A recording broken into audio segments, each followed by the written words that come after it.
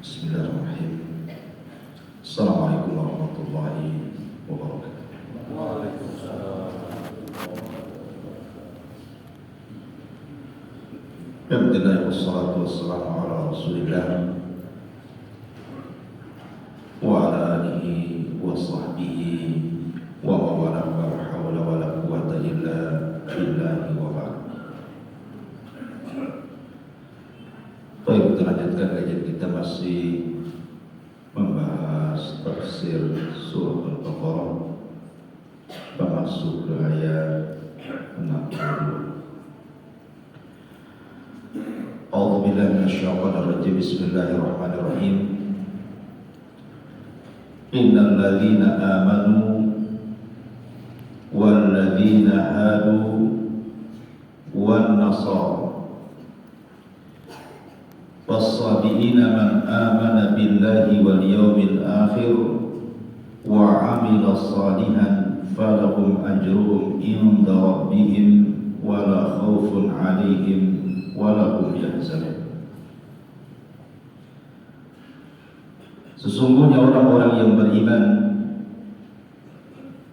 dan orang-orang Yahudi dan juga orang-orang Nasrani dan juga orang-orang Sabiin, siapapun yang beriman kepada Allah dan hari akhir serta beramal dengan amalan yang saleh, maka bagi mereka pahala di sisi Rabb mereka. Mereka tidak akan ketakutan dan mereka tidak bersedih hati. Di sini Allah Subhanahu wa taala menyebutkan 4 kelompok. Siapa mereka? Innal ladzina amanu, sesungguhnya orang-orang yang beriman. Siapa orang-orang yang beriman di sini? Berdasarkan tertib ayat, yang dimaksud orang-orang yang beriman di sini artinya orang-orang yang beriman di masa Nabi Allah Ibrahim alaihi salatu wassalam. Tetapi tidak semua di zaman itu beriman, karena ketika Nabi Ibrahim berdakwah di Irak, di tempat kelahirannya, yang ketika itu penguasanya adalah Namrud, banyak yang tidak beriman juga. Tapi setelah Ibrahim alaihissalam kemudian hijrah dari Irak ke Palestina dan menetap di Palestina, inilah baru menyebar dakwah yang kemudian tersebar sampai negeri Arab. Kenapa? Karena dia membawa istri keduanya, Hajar dan juga Ismail, diletakkan di tanah Arab. Maka sejak itulah ajaran Ibrahim menyebar sampai ke negeri Arab. Makanya di zaman jahiliyah, kalau masih ada orang-orang yang berpegang dengan agama Ibrahim, disebut Hanif. Di antaranya adalah kerabat daripada Khadijah, Waraqah ibn Naufal, disebut Hanif karena masih berpegang kepada ajaran Ibrahim. Kemudian yang kedua, walladzina hadu, dan orang-orang Yahudi. Kenapa Yahudi disebut Yahudi? Sebagian ulama mengatakan ada 3 perkara yang melatar belakangi kenapa Yahudi disebut Yahudi. Yang pertama menilik kepada surah Al-A'raf 157. Allah Subhanahu wa taala mengatakan inna hudna ilaika. Kalimat Yahudi itu diambil dari kalimat hudna. Hudna itu artinya bertobat. Kami bertobat kepadamu ya Allah. Inna hudna ilaika. Ucapan ini diucapkan oleh orang-orang pilihan Nabi Musa. Jadi ketika Nabi Musa baru saja mendapatkan mandat Taurat di Bukit Saina, kemudian pulang, rupanya Bani Israel sudah menyembah patung anak sapi yang dibentuk sapi, sehingga Musa marah. Akhirnya kemudian untuk mewakili taubatnya Bani Israel, dipilihlah oleh Nabi Musa 70 orang pilihan. 70 70 orang pilihan ini dibawa oleh Nabi Musa ke Bukit Saina. Kemudian mereka disuruh bertobat. Maka mereka pun mengatakan, inna hudna ilaika, sungguhnya kami bertobat kepadamu. Berarti orang-orang Yahudi itu dinisbatkan kepada 70 orang-orang pilihan Nabi Musa. Ini pendapat yang pertama. Pendapat yang kedua, Yahudi itu karena diambil dari nenek moyang mereka, namanya Yahuda ibnu Yakub. Jadi Nabi Yakub itu yang disebut dengan Israel itu punya anak 12. Salah satunya adalah Nabi Yusuf, kemudian Binyamin, Ruben, Sam'un, Lawi, ada juga namanya Yahuda. Yahuda putra Yakub. Nah, dari Yahuda putra Yakub inilah kemudian turunannya dinisbatkan kepada nenek moyang mereka. Yahuda jadi Yahudi. Pertanyaannya adalah, bukankah putra Yakub itu kan ramai, ada 12 orang. Tapi hari ini tidak dikenal kecuali turunan Yahuda, bangsa Yahudi kita katakan. Kenapa kemudian turunan putra-putra Yakub yang lainnya kok tidak dikenal hari ini? Bahkan seandainya pun ada turunan dari putra-putra Yakub, tetap saja hari ini disebut Yahudi. Ada yang mengatakan bahwa ketika runtuhnya kerajaan Nabi Allah Sulaiman meninggal, dan itu raja kedua yang merangkap Nabi dan raja yang sebelumnya juga ayahnya Daud juga merangkap. Dia raja, dia juga nabi. Jadi runtuhnya kerajaan Sulaiman ini menjadikan Bani Israel terpecah menjadi 2 kelompok. Jadi dari 2 putra Nabi Allah Sulaiman ini pecah. Ada yang disebut dengan kerajaan Israel, ada yang disebut dengan kerajaan Yahudi. Kemudian Israel ini dikalahkan oleh kerajaan Yahudi. Sejak itulah maka yang dikenal putra-putra Yakub itu Yahudi sampai hari ini. Kita kenal bangsa Yahudi.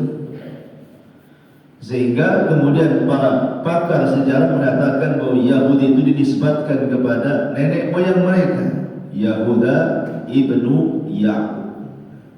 Ini pendapat yang kedua. Pendapat yang ketiga, Yahuda itu bahasa Arabnya adalah taharruk, tergesa-gesa. Yahudi itu diambil dari tahawwad, artinya taharruk, tergesa-gesa. Karena ketika mereka membaca Taurat, mereka tergesa-gesa. Lihat orang Yahudi itu kalau baca kitab mereka Talmud, kalau sekarang bukan Taurat lagi, Talmud ini. Mereka itu cepat baca, sehingga tidak bisa memahami apa isinya. Makanya dalam Islam tidak boleh orang membaca Al-Quran itu tergesa-gesa. Allah mengatakan warattilil Qur'ana tartila. Jadi kalau baca Quran itu tartil. Makanya kenapa Nabi SAW ditegur oleh Allah Subhanahu Wa Taala ketika mendapatkan wahyu, setiap Jibril baca ayat, Rasul pun ikut baca. Maka Allah Subhanahu Wa Taala mengatakan la tuharrik bihi lisanaka lita'jala bi. Jangan tergesa-gesa wahai Muhammad, karena ingin menghafal Quran. Dengarkan saja, nanti Allah akan simpan di dadamu. Maka dari sini tidak boleh itu kita ini taharruk. Dan orang-orang Yahudi itu kenapa disebut Yahudi? Karena mereka tergesa-gesa membaca kitab-kitab mereka. Ini 3 pendapat yang disebutkan oleh para ulama kenapa istilah Yahudi itu muncul. Karena pertama dinisbatkan kepada 70 orang pilihan Musa yang bertobat dari kalimat inna hudna ilaika. Dari hudna menjadi Yahudi. Yang kedua karena dinisbatkan kepada Yakub, punya putra namanya Yahuda, maka turunannya disebut Yahudi. Dan yang ketiga karena mereka tergesa-gesa ketika membaca Taurat. Dan perlu diketahui bahwa ayat yang kita bahas Al-Baqarah 62 ini bicara Yahudi tempo dulu, bukan Yahudi sekarang. Kalau Yahudi sekarang, bahkan Yahudi di zaman Nabi SAW, semua kufur, tidak ada yang beriman. Ini kan Yahudi di zaman Nabi Musa. Makanya kemudian Allah Subhanahu wa taala menurunkan ayat kepada orang-orang Yahudi Madinah di zaman Nabi SAW tentang kekufuran mereka. Mereka mengatakan kepada Uzair itu anak Allah. Wa qalatil yahudu Uzair ibnullah. Berkata orang-orang Yahudi, Uzair itu putra Allah. Kenapa mereka menuhankan Uzair? Tidak menuhankan Musa. Itulah bedanya Yahudi dengan Nasrani. Kalau Nasrani menuhankan Isa, maksudnya menuhankan nabinya. Mereka mengatakan Isa itu anak Tuhan, Isa itu satu di antara tiga Tuhan, bahkan yang paling ekstrim mengatakan Isa Tuhan. Tapi Yahudi tidak. Yahudi tidak mengatakan Musa itu anak Tuhan. Musa itu satu di antara tiga Tuhan atau Musa Tuhan. Dan Yahudi tidak menuhankan Musa. Tetapi yang dituhankan Yahudi bukan Nabi Musa, tapi Nabi Uzair. Kenapa Uzair dituhankan? Alasan mereka saat Raja Zalim namanya Bukhtunasar, Raja Babylon Irak itu menyerang Palestina, dihancurkan sehancur-hancurnya bangsa Yahudi itu. Laki-lakinya dibantai, perempuan anak-anak dibawa ke Irak dan dijadikan budak. Penyebabnya adalah karena mereka membunuh Nabi Yahya. Maka dikirim raja yang zalim menghancurkan Palestina sehancur-hancurnya. Jadi kota itu hancur lebur. Lewatlah seorang nabi namanya Uzair, melihat kota yang dulunya indah kok bisa hancur. Makanya Allah Subhanahu wa taala gambarkan kisahnya dalam Al-Baqarah. Allah katakan, "Au kalladzi marra 'ala qaryatin wa hiya khawiyatun 'ala urushiha. Qala anna yuhyi hadhihi Allahu ba'da mautiha." Atau seperti seseorang yang melewati kota yang hancur sampai ke parak-paraknya, ke akar-akarnya, bangunannya rata dengan tanah. Datanglah seorang soleh, maksudnya ahli tafsir mengatakan namanya Uzair. Kemudian teman Uzair ini melihat kota hancur dan mengatakan, mungkin Allah menghidupkan kota yang hancur ini. Maka Allah Subhanahu wa taala menidurkan Uzair 1 abad, 100 tahun. Kemudian setelah bangun, rupanya kota itu sudah hidup lagi. Sudah banyak bangunannya dan banyak masyarakatnya. Sehingga Uzair ini kemudian pulang ke rumahnya, gak ada yang kenal karena sudah 100 tahun. Tetapi Allah tidak merubah mukanya, tetap hanya muda walaupun sudah lewat 100 tahun. Kemudian dia pulang ke rumahnya, gak ada yang kenal. Rupanya ada nenek-nenek tua yang buta, yang dulunya lebih muda dibandingkan Uzair dan itu budaknya. Ketika datang gak kenal kalau dia Uzair itu, gak mungkin kalau ke Uzair katanya. Uzair itu memiliki karamah, bisa menyembuhkan orang buta. Kalau ke Uzair, sembuhkan aku katanya. Diusap, sembuh. Rupanya nenek ini dulunya bekas pembantunya, padahal usianya jauh lebih muda katanya. Mengatakan ketika di depannya Uzair, maka dia pun berteriak, Uzair masih hidup. Semua Bani Israel mengerumuni Uzair. Lah ketika penghancuran Palestina oleh Bukhtunasar itu kan Taurat hilang. Disinilah kemudian mereka meminta kepada Uzair untuk mengajarkan Taurat. Maka Allah ilhamkan Uzair mampu menghafal Taurat tanpa menggunakan papan Taurat. Nabi Musa saja tidak hafal kalau berdakwah pakai papan Taurat, tapi Uzair ini hafal. Nah sejak itulah orang-orang menganggap Uzair itu Tuhan karena mampu menghafal Taurat. Musa saja tak hafal yang turun Taurat kepadanya.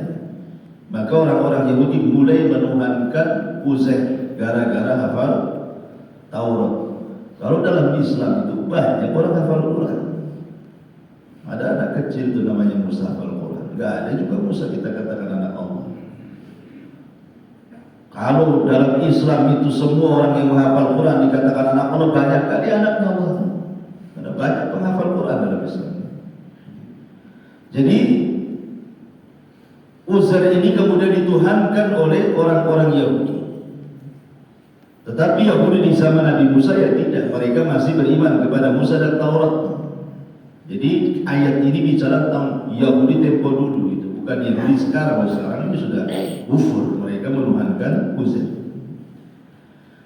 Kemudian Allah mengatakan wan nasara, dan orang-orang Nasrani. Dari mana Nasrani ini penyebutannya? Muncul pula istilah Nasrani. Ada dua pendapat ulama, ada yang mengatakan disebut Nasara, Nasrani itu diambil dari tempat kelahiran Nabi Isa, namanya Nasirah. Ada satu daerah namanya Nasirah di Baitul Lahmin dalam bahasa Arab. Dalam bahasa Inggrisnya Bethlehem.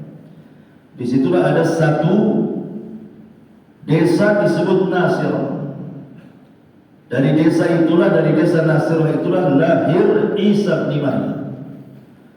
Maka siapapun yang beriman kepada Isa dinisbatkan kepada desa kelahirannya. Makanya dari desa Nasirah akhirnya para pengikut Isa disebut Nasara. Bahasa kitanya Nasrani, Kristen gitu ya. Ini satu pendapat. Pendapat yang kedua, Nasara itu bahasa Arab, diambil dari kata-kata Nasara yansuru nasran, artinya menolong. Jadi ketika orang-orang Romawi, raja Romawi itu namanya Herodes, putra daripada Herodia, itu membunuh Nabi Yahya dan Zakaria. Akhirnya kemudian mereka khawatir kalau Isa ini mengumpulkan massa memberontak, karena bagaimanapun kan ada hubung kait antara Isa, Yahya dan Zakaria. Kalau Zakaria jelas itu yang merawat ibundanya Maryam. Kemudian kalau Yahya ini kan anak pamannya, masih sepupuan.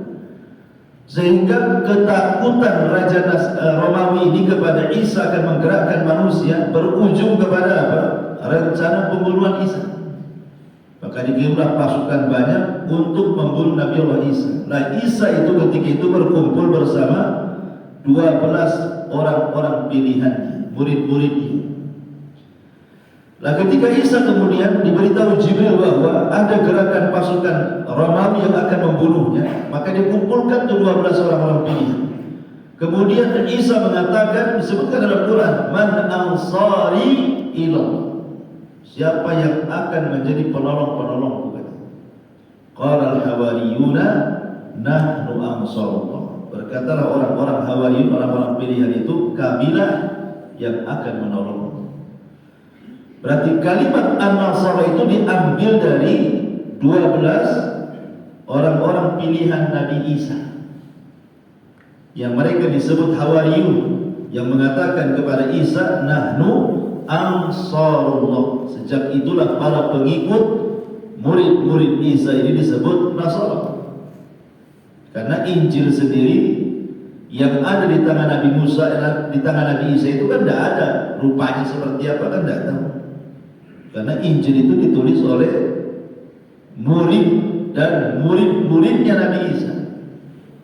Jadi oleh muridnya langsung ditulis 2 Injil, kemudian oleh murid daripada muridnya Isa ditulis lagi 2 Injil. Makanya Injilnya ada 4. Itu yang disepakati di gereja-gereja hari ini, itu 4 Injil. Adapun yang 40 sekian Injil itu hanya referensi saja. Jadi Injil mereka itu banyak, tetapi yang disepakati cuma 4 saja. Ditulis oleh muridnya Isa 2 dan ditulis oleh murid dari muridnya Isa 2. Tetapi kalau kita membahas ayat ini, maksudnya di sini Nasrani tempo dulu, sekali lagi, bukan Nasrani zaman sekarang. Ini Nasrani ketika masih hidup Isa bin Maryam dan setelah Isa bin Maryam sebelum lewat 300 tahun. Karena terjadinya penyimpangan orang-orang Nasrani itu setelah lewat 300 tahun, 3 abad. Barulah kemudian ada orang namanya Paulus. Paulus inilah yang kemudian menyesatkan orang-orang Nasrani sehingga membuat pemahaman yang kita kenal dengan Trinitas tadi. Isa itu anak Tuhan, Isa satu di antara 3 Tuhan, Isa itu Tuhan itu sendiri. Lah, itulah muncul setelah 300 tahun, 3 abad. Oleh seorang Yahudi yang pura-pura masuk Nasrani namanya Paulus, yang diagung-agungkan orang-orang Nasrani sampai hari ini, padahal dia yang menyesatkan Nasrani. Jadi sekali lagi, ayat ini bicara tentang Nasrani zaman dulu sebelum munculnya Nabi Shallallahu Alaihi Wasallam sebelum lewat 300 tahun dari diangkatnya Isa ke langit. Isa belum mati, Isa masih di langit dan akan turun di akhir zaman. Dan ini membantah persepsi orang-orang Yahudi yang mengatakan qatalnal Masih ibn Maryam. Orang-orang Yahudi mengatakan kami sudah membunuh Isa. Maka Quran membantah wa ma qataluhu wa ma sallabuhu walakin syubbiha lahu bal rafa'ahu Allah ila sama. Isa tidak dibunuh, Isa tidak disalib, bahkan Isa diserupakan, bahkan Isa diangkat ke langit. Dan ini menyelisih orang-orang Nasrani hari ini. Karena orang Nasrani hari ini lihat yang mereka sembah itu adalah Isa yang ada di tiang saliban kan itu. Padahal kita keyakinan kaum muslimin yang disalib itu bukan Isa. Karena Isa itu masih hidup dan akan turun di akhir zaman. Kemudian yang keempat was-sabi'in. Agama Sabi'ah namanya, agama Sabi'in. Menjadi khilaf para ulama siapa Sabi'in ini? Ada yang mengatakan Sabi'in ini agama yang paling tua di dunia, namanya Sabi'in. Jadi sebelum ada Nasrani, sebelum ada Yahudi, sebelum ada Majusi, Sabi'in ini sudah ada. Ada yang mengatakan Sabi'in ini adalah agama atau para pengikut Syam putra Nuh. Nuh itu punya 4 putra, yang 1 kafir namanya Kan'an. Kemudian 3 beriman, Syam, Ham, Yafis. Lah dari putra Nuh itu ada namanya Syam. Jadi agama Sabi'in ini dinisbatkan kepada Syam putra Nuh. Jadi agama paling tua. Ini satu pendapat. Pendapat yang kedua tidak. Agama Sabi'in ini lahir justru setelah Yahudi. Karena mereka mengklaim menisbatkan Nabi yang diutus kepada mereka itu adalah Yuhanna al-Mahmadan. Tetapi dalam bahasa kita Nabi Allah Yahya. Ya, jadi mereka para pengikut Nabi Yahya. Orang-orang ahli kitab Yahya itu disebut Yuhanna Mahmadan. Ini pendapat yang kedua, bahwa Sabi'in ini pengikut Nabi Yahya. Tapi ada yang mengatakan tidak. Sabi'in dalam bahasa Arab itu, kalau disebut Saba, itu artinya intiqalun an din ila din. Jadi berpindah satu agama ke agama yang lainnya. Artinya orang-orang Sabi'in tidak punya agama. Mereka berpindah satu agama ke agama berikutnya. Makanya kenapa para sahabat Rasul ketika masuk Islam, orang-orang Arab menyebutnya Sabi. Sabi itu artinya karena mereka berpindah dari penyembah berhala ke Islam, itu secara bahasa. Tapi secara istilah, Sabi'in itu artinya mereka yang tidak menganut satu agama pun. Artinya mereka mencampur adukan semua agama. Bahasa kitanya liberal mungkin ya. Yahudinya masuk, Nasraninya masuk, semua agama masuk di situ. Dan hari ini masih ada agama Sabi'in di Irak sana, tapi tidak banyak, tidak berkembang. Salah satu keyakinannya adalah mereka itu menyembah bintang. Secara tauhid, mereka sama dengan kita mengesahkan Allah Subhanahu wa taala. Zaman dulu maksudnya. Tapi mereka kemudian meyakini tentang ada makhluk yang bukan malaikat, bukan manusia, bukan jin, makhluk lain. Orang-orang makhluk-makhluk mulia diletakkan di alam cahaya di langit. Yang mereka sangka bahwa makhluk itulah jelmaan daripada bintang-bintang. Sejak itulah maka ada orang yang nyembah bintang. Di zaman Nabi Ibrahim saja ada orang nyembah bintang, nyembah matahari, sampai hari ini. Ada orang-orang yang nyembah matahari dan bintang. Karena itu terpengaruh dengan agama As-Sabi'in. Dan mereka juga punya kitab. Sama dengan Yahudi punya kitab, Nasrani punya kitab, mereka juga punya keyakinan. Yang saya baca di beberapa referensi, mereka juga punya hukum-hukum fikih yang mereka sendiri anut gitu. Seperti namanya syarat menjadi ustaz. Di zaman sekarang masih ada Sabi'in, tapi tidak banyak. Jadi mereka satu tidak boleh cacat fisik. Jadi kalau jadi pendakwah di agama Sabi'in itu tidak boleh cacat fisik. Orang buta tidak bisa jadi ustaz. Apalagi orang budak tidak boleh jadi ustaz. Orang bisu nggak boleh jadi ustaz. Orang pincang nggak boleh, harus sehat. Ustaz itu harus sehat dalam agama Sabi'in. Kemudian mereka tidak dikhitan karena tidak ada syariat khitan, sama dengan Nasrani tidak dikhitan. Yang dikhitan itu kan Islam sama Yahudi saja. Yahudi dikhitan sama dengan Islam. Makanya dahulu ketika di zaman kerajaan Herakli, pembesar Romawi, Rasul kan ngirim surat supaya masuk Islam. Nah, sebelum surat itu sampai ke tangan Herakli itu kan bermimpi bahwa negaranya akan ditumbangkan oleh umat yang dikhitan.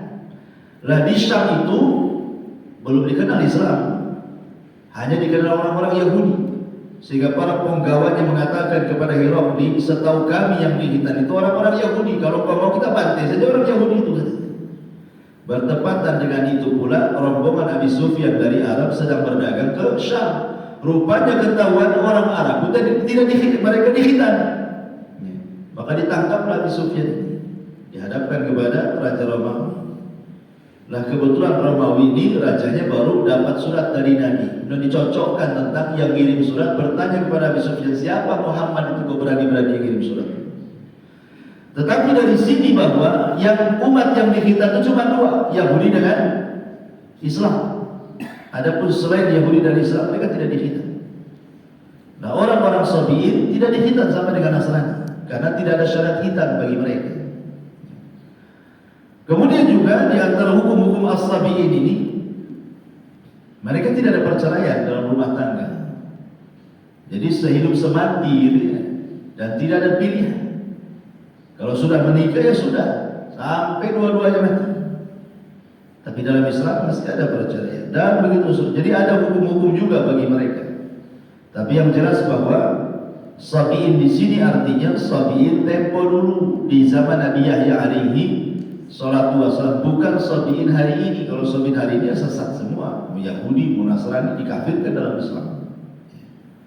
Cuma dari semua agama ini, baik pengikut Ibrahim, Yahudi, Nasrani, Sabi'in, yang kalau boleh dikata bahwa yang hari ini dekat dengan kita kan cuma dua secara ajaran, Yahudi dan Nasrani. Makanya Quran membahasakan dengan ahlu kitab. Innal ladzina lam yakulil ladzina kafaru min ahlil kitab. Kalau disebut ahli kitab tidak masuk Sabi'in di sini.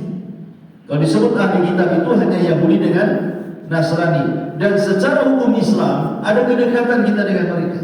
Seperti bolehnya menikahi wanita mereka. Kalau laki-lakinya Islam, perempuannya Yahudi ataupun Nasrani boleh menikah. Tapi jangan dibalik. Jangan laki-lakinya Yahudi atau laki-lakinya Nasrani, wanitanya pula kita. Haram, tidak boleh. Tapi kalau laki-lakinya dari Islam, wanitanya dari Yahudi dan Nasrani, dan sistem pernikahannya harus mengikuti syariat Islam, maka sah pernikahannya. Walaupun selamanya jadi istri dia tetap Yahudi, tetap Nasrani, tetap dalam Islam, tidak ada masalah. Syukur-syukur suaminya bisa narik agama gitu, dari Yahudi ke Islam. Yang kedua, sembelihan mereka boleh kita makan. Sebagaimana Allah mengatakan, wa ta'amul ladzina utul kitaba hillu lakum. Sembelihan mereka ahli kitab Yahudi dan Nasrani itu halal bagi kita selama memenuhi dua syarat. Pertama, saat menyembelihnya tidak menyebut Isa ataupun Uzair, tetap mengatakan bismillah. Yang kedua, disembelih di tempat dia disembelih, ya di lehernya digorok gitu. Maka kalau memenuhi dua syarat ini, walaupun yang menyembelihnya agama Yahudi dan Nasrani, maka boleh dimakan sembelihan. Sebagaimana nas Al-Quran mengatakan, wa ta'amul ladzina utul kitaba hillu lakum. Tapi selain agama ini tidak boleh dimakan sembelihan. Umpamanya orang tepekong yang nyembah di tepekong itu ya, Konghucu atau apa ya Pak, pokoknya Majusi, agama selain dua agama ini haram sembelihannya, tidak boleh. Itulah kedekatannya. Maka di zaman Nabi, ketika Allah Subhanahu wa taala turunkan ayat surah Rum, ulibatir Rum fi adnal ardi min ba'di ghalabihim sayaghlibu. Sedih kaum muslimin ketika Romawi kalah dengan Persia. Kenapa kaum muslimin sedih di zaman Nabi? Kekalahan Romawi atas Persia itu. Karena Romawi itu agamanya Nasrani, sementara Persia agamanya Majusi. Makanya ada keterkaitan antara Islam dengan orang-orang Nasrani. Makanya Rasul sedih, kenapa kok Romawi kalah dengan agama musyrik Majusi, sementara orang-orang musyrik Arab pula senang.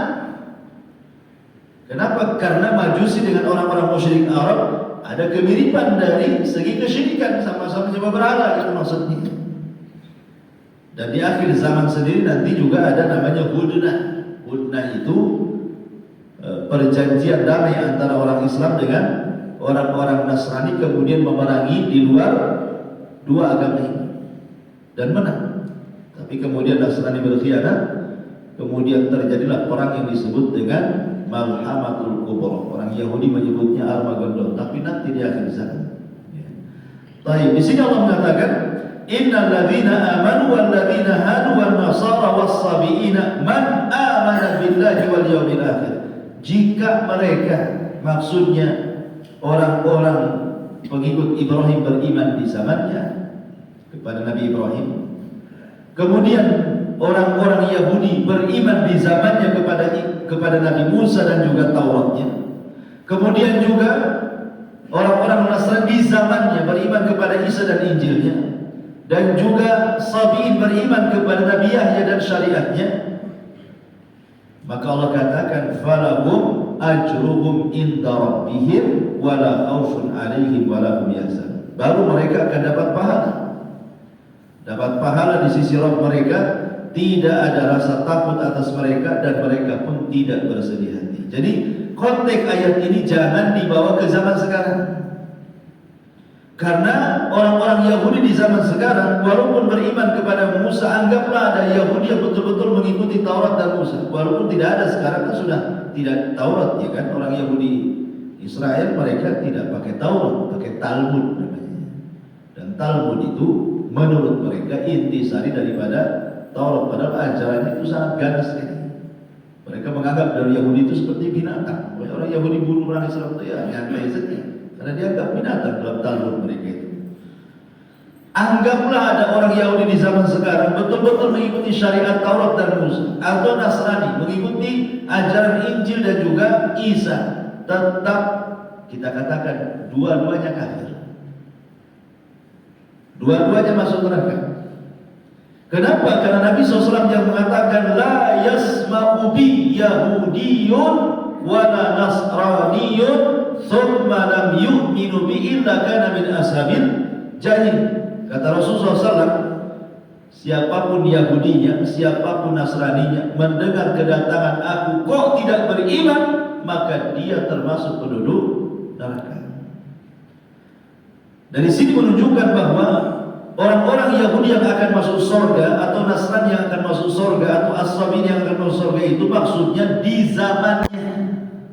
Apabila mereka beriman kepada Ibrahim, apabila mereka beriman kepada Musa, apabila mereka beriman kepada Isa dan Yahya di zamannya, maka mereka akan dimasukkan ke dalam surga. Tapi kalau hari ini tidak ada. Kenapa demikian? Karena satu-satunya agama yang paling benar itu hanya Islam.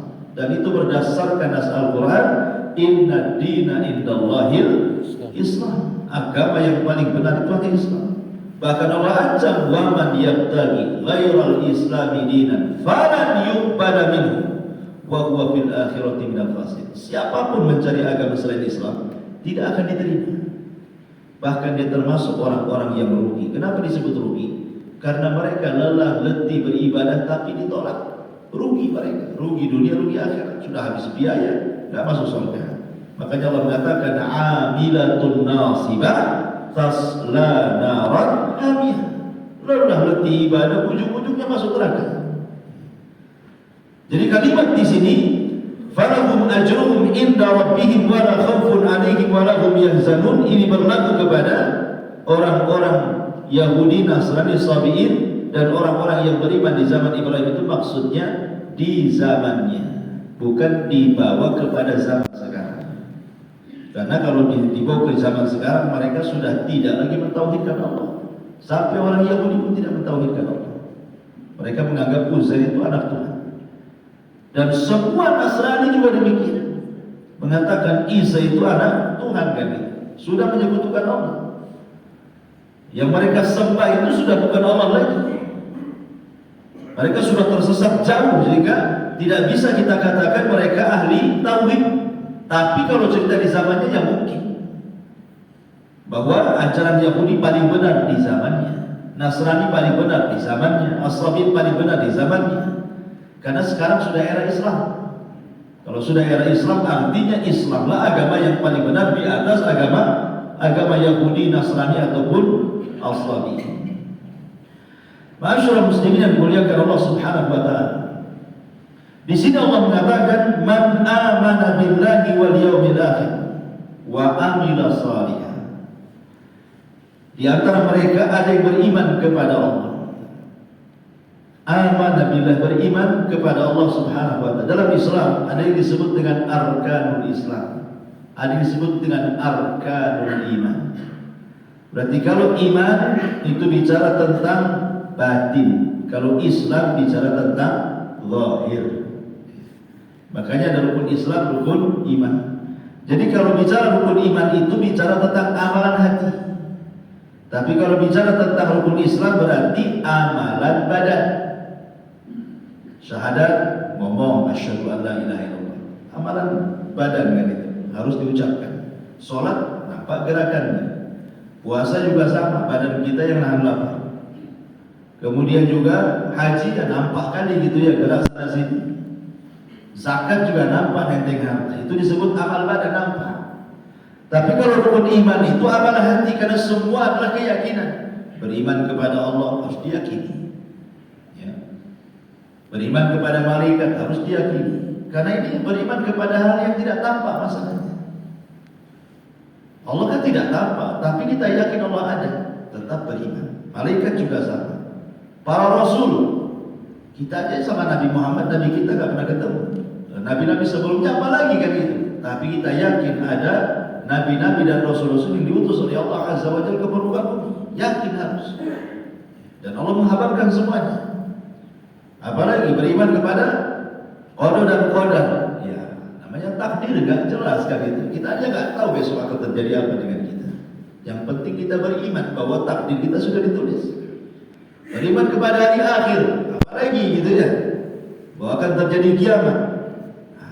Jadi rukun iman itu bicara tentang keyakinan. Kalau rukun Islam bicara tentang amaliyah badan. Makanya kemudian para ulama mengatakan amal hati itu jauh lebih baik dibandingkan amal badan. Amal hati itu lebih baik dibandingkan amal badan. Karena tergeraknya amal badan itu karena amal hati. Artinya kalau iman itu sudah masuk ke dalam hati seseorang, maka akan menggerakkan badan. Orang kalau sudah punya iman, gerak tuh badan. Akan sholat, akan puasa, haji, sedekah, silaturahim. Siapa yang menggerakkan amal ini? Kalau bukan karena iman yang menghujam. Makanya Allah dahulukan amanah, beriman kepada dan hari akhir, baru bicara wa amila sholihan. Baru bicara amal. Berarti timbulnya amal itu karena iman, begitu maksudnya. Yang menggerakkan orang beramal soleh itu karena ada gerakan iman dalam hatinya. Makanya penting seseorang itu mempelajari tauhid, akidah, karena itu yang akan menggerakkan badan kita. Maka di sini Allah dahulukan beriman, baru beramal soleh. Amana billahi wal yawmil akhir. Kenapa Allah Subhanahu wa taala selalu mengiringkan beriman kepada Allah? Beriman dengan hari akhir. Beriman kepada Allah hari akhir itu paling banyak dari Quran. Dalam hadis juga sama. Seperti Rasul mengatakan, "Man kana yu'minu billahi wal yawmil akhir falyaqul khairan aw liyasmut." Man kana yu'minu billahi wal yawmil akhir falyukrim dhaifahu. Man kana yu'minu billahi wal yawmil akhir falyukrim jarahu. Selalu Rasul mengatakan begitu.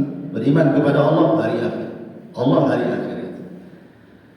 Karena beriman kepada hari akhir itu akan melahirkan amal soleh. Orang kalau tidak yakin ada balasan setelah kematian, maka orang itu akan biasa-biasa saja. Tapi kalau orang yakin ada balasan setelah kematian, pasti orang itu akan mencari pahala sebanyak-banyaknya karena akan dibalas. dan pasti orang itu akan menghindari maksiat dan kezaliman karena juga akan dibalas. Makanya kenapa di permulaan dakwah Rasul 10 tahun atau 13 tahun di kota Mekah itu, ini yang dibicarakan Nabi. Soal alam kubur, soal mahsyar, neraka, surga. Karena orang-orang kafir Quraisy itu tidak meyakini ada kehidupan setelah kematian. Mereka mengatakan, wa manuhlikuna illa dahr. Yang membinasakan kami hanya waktu. Jadi kalau hanya orang mati, ya memang waktunya dia mati. Orang lahir, ya waktunya orang lahir. Jadi orang itu berjalan dengan waktu saja. Ada gilirannya orang mati, ada gilirannya orang hidup. Itulah keyakinan orang jahili. Jadi yang memutarkan kehidupan itu adalah roda waktu itu. Mereka gak yakin akan adanya kiamat, adanya alam kubur, adanya alam akhirat, ya kan? Makanya dibantah dalam Al-Quran. Kalau ini keyakinannya, orang itu berjalan dengan roda waktu gitu ya. Kasihan sekali orang-orang yang dizalimi dan mereka tidak bisa membalas kezaliman orang. Kan ada orang-orang yang dizalimi itu, mereka tidak bisa membalas kezaliman orang sampai terbaring mati. Mana keadilan ini? Kan kasihan akhirnya. Kemudian orang yang zalim, senang dia karena tidak ada balasan dengan kezalimannya, rusak manusia jadinya. Makanya kenapa ada balasan setelah kematian, supaya jangan macam-macam orang yang berbuat jahat itu. Okelah Anda tidak dibalas di dunia, di akhirat ada balasannya. Seperti pamannya Al-Quran ketika menyebutkan kisah Ashabul Ukhdud. Ashabul Ukhdud itu yang membakar orang-orang yang beriman sebanyak 20.000 manusia dibakar hidup-hidup. Tidak dijelaskan dalam Al-Quran apa dampak akibat pembakaran itu. Tapi kita katakan, apakah kemudian setelah mereka membakar 20.000 orang yang beriman dan Allah tidak menyebutkan azabnya kepada mereka, mereka dibiarkan? Tidak, tidak diazab di dunia, ada azab di akhirat. Karena manusia itu tidak mungkin hidup di atas kezaliman. Makanya Allah mengatakan, wala tahsabannallaha ghafilan amma ya'malu zalimun. Jangan sangka orang-orang yang lalai dari, jangan pernah menyangka Allah itu lalai dari orang-orang yang melakukan kezaliman. Tidak di dunia, balasannya di akhirat. Makanya yakin dengan perkara akhirat, ada kehidupan setelah kematian, ada balasan setelah kematian. Itu maksudnya supaya kita merangsang banyak melakukan amal saleh dan berusaha meninggalkan maksiat dan kemungkaran. Amana billahi wal yawmil akhir, baru wa amila salihan. Amal dikatakan saleh. Kita sering mengistilahkan kalimat saleh. Mudah-mudahan kita menjadi hamba Allah yang soleh. Mudah-mudahan anak kita menjadi anak yang soleh dan soleh. Apa sih istilah soleh dan soleh? Ulama mengatakan bahwa kalimat soleh itu karena terangkai dari dua hak yang ditunaikan. Orang baru dikatakan soleh kalau menunaikan dua hak. Pertama, haqqullah atau disebut dengan hablum minallah. Yang kedua, haqqun nas atau disebut dengan hablum minan nas. Orang kalau bisa menggabungkan hubungan dia dengan Allah satu sisi, kemudian hubungan dia dengan manusia, baru orang itu dikatakan soleh. Sholatnya rajin, puasanya rajin, ngajinya rajin, tapi rajin menyakiti tetangganya, belum dikatakan soleh. Kenapa? Hak manusia belum ditunaikan. Baik sama orang, senyum, ngasih pinjaman, ngasih makan, tidak sholat dia. Soleh tidak, karena haknya baru satu. Kalau dia sholat, puasa, zakat dan begitu seterusnya, hak Allah dia penuhi. Baik pula sama orang, sama tetangga, sama kawan, sama orang tua, sama anak, sama pasangan, soleh. Jadi soleh itu tergabung dari dua kata, haqqullah wa haqqul ibad. Itu maksudnya. Makanya kenapa Nabi SAW mengatakan, kalau kita punya anak perempuan, kemudian ada laki-laki yang melamar, apa kata Rasul? Idza ja'akum man tardawna dinahu wa khuluquhu. Ya. Nabi SAW menyebutkan dua kata. Baik agamanya, baik akhlaknya. Baik agama maksudnya hubungan dia dengan Allah. Baik akhlak artinya hubungan dia dengan manusia, gitu maksudnya. Berarti orang yang melamar itu adalah orang soleh. Orang soleh itu tidak mesti ustaz, tidak mesti syekh, tidak mesti ulama, tidak. Yang jelas dia nampaklah gitu ya, kebaikan dia kepada manusia dan kebaikan dia kepada Allah, berarti dia orang soleh. Kalau ada orang soleh melamar anak kita, kata Rasul, cepat nikahkan, kalau tidak hancur kita. Fazawwiju wa illam takun fitnatun, kata kalau tidak maka terjadi fitnah, wa fasadun ari, dan kerusakan yang melebar. Jadi disebut soleh itu kalau dia melaksanakan wa amila solihan. Baru Allah katakan falahum ajruhum inda rabbihim wala khaufun alaihim wala hum yahzanun. Maka mereka akan dapat pahala di sisi Rabb mereka, la khaufun, maksudnya tidak takut akan perkara yang sudah lalu. Wala hum yahzanun, mereka tidak akan sedih akan perkara yang akan datang. Orang kalau soleh kemudian meninggal dunia, dia tidak perlu khawatir anak yang ditinggalkannya, harta yang ditinggalkannya, usaha yang ditinggalkannya. Allah akan kirim para malaikat menjaganya. Dan nanti pada hari kiamat tidak perlu sedih, di alam kubur tidak perlu sedih, nanti di padang mahsyar tidak perlu sedih, di depan mereka neraka tidak perlu sedih. Kenapa? Karena sudah dijanjikan surga, artinya perjalanannya akan mulus ke surga. Itulah pentingnya kesolehan dalam hidup itu. Sebab kalau seandainya kita meninggal, anak kita yang merawat malaikat. Makanya kenapa Nabi Khidir alaihi salatu wassalam, ketika Nabi Musa belajar kepada Khidir, salah satu pelajarannya apa? Salah satu pelajarannya adalah ketika keluar dari desa orang-orang bakhil itu, Nabi Musa Khidir kan habis bekalnya, mau makan, mau minum, tidak ada, lapar, masuk ke desa. Satu desa bakhil semua. Akhirnya keluar, sebelum keluar di perbatasan desa itu ada rumah roboh. Kata Nabi Khidir, ya Musa, bentar, kita benerin dulu rumah, ini roboh ini katanya. Kata Musa, ngapain? Ini rumah siapa? Penghuninya pun siapa? Yang punya siapa? Baru cari rumah yang jelas penghuninya. Kita lapar, dapat upah, bisa makan katanya. Kata Khidir, sudahlah, jangan banyak tanya. Kalau kebanyakan tanya, jangan belajar sama saya. Nah, ini benerin sampai selesai. Baru di ujung cerita kita bercerita begini, Nabi Musa, itu rumah yang punya dua anak yatim, di mana bapaknya sudah meninggal dan bapaknya masa hidupnya dua-duanya soleh dan soleha. Maka kita jaga anaknya, ya. Allah kirim Nabi Khidir untuk menjaga anak daripada orang soleh. Jadi kalau bapak ibunya soleh kemudian meninggal, tidak perlu khawatir anak. Nanti Allah kirim itu yang menjaga. Dari sini menunjukkan bahwa terkadang ada al-ilm, dalam bahasa ulama itu, turunan itu terkadang mempengaruhi. Maaf kalau seandainya bapaknya pezina, naudzubillah, boleh jadi nanti satu ketika anaknya pun ada yang berzina. Bapaknya pencuri, nanti ada juga anaknya mencuri. Seperti itu.